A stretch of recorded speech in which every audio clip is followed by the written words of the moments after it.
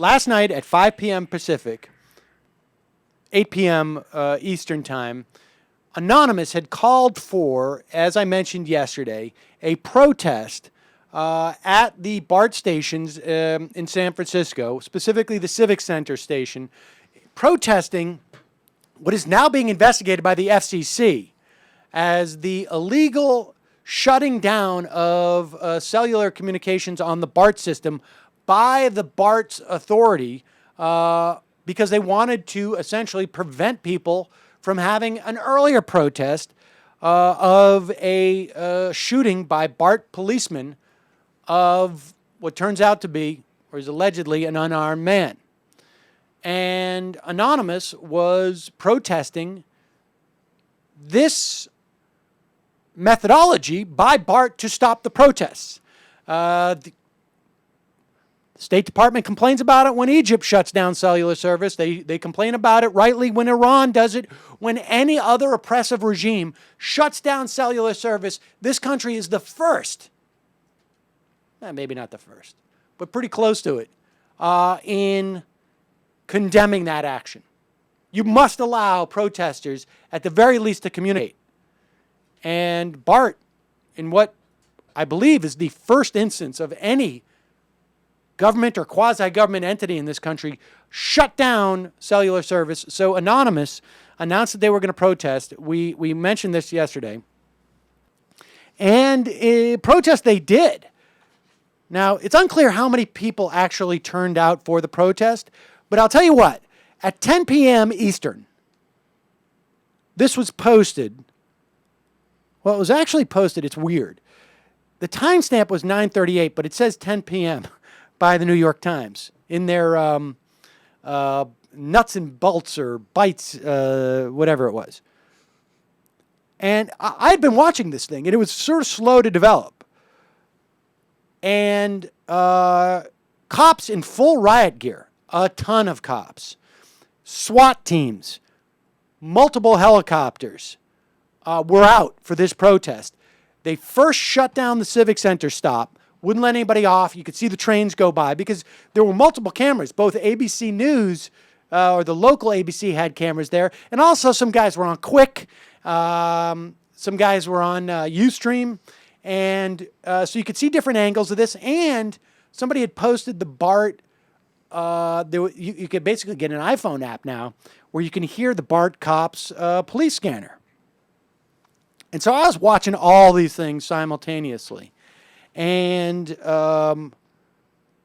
this guy, Nick Bilton, at 10 p.m. writes, Anonymous may be better at hacking than organizing a protest.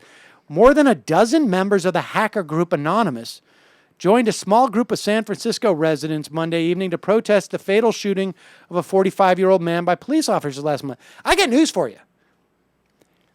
There is video of ABC helicopters shooting. You can see hundreds of people moving after they close down the Civic Center thing and basically shut people out. They slowly sort of push them out of the station. They go down, I think it was to the, I can't remember if it was the Mission one or with the next station. Then as soon as protesters get there, they shut that, and the protesters kept marching down to the next one. I mean, there were hundreds.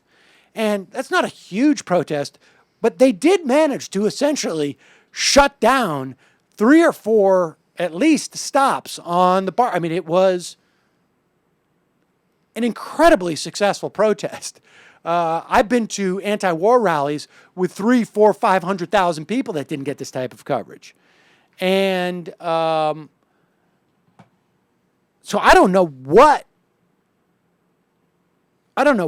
this guy was writing about. At 10 p.m., it was quite clear, even at 7:38 p.m. Pacific, that this was bigger than a dozen members of Anonymous and local residents.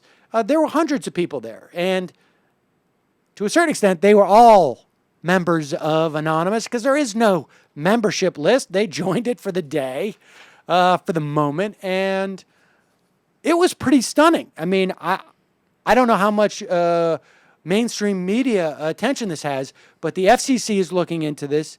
The EFF in the Electronic Frontier Foundation has already suggested that there were multiple laws broken by the actions of BART, and it's fascinating. It's just absolutely fascinating.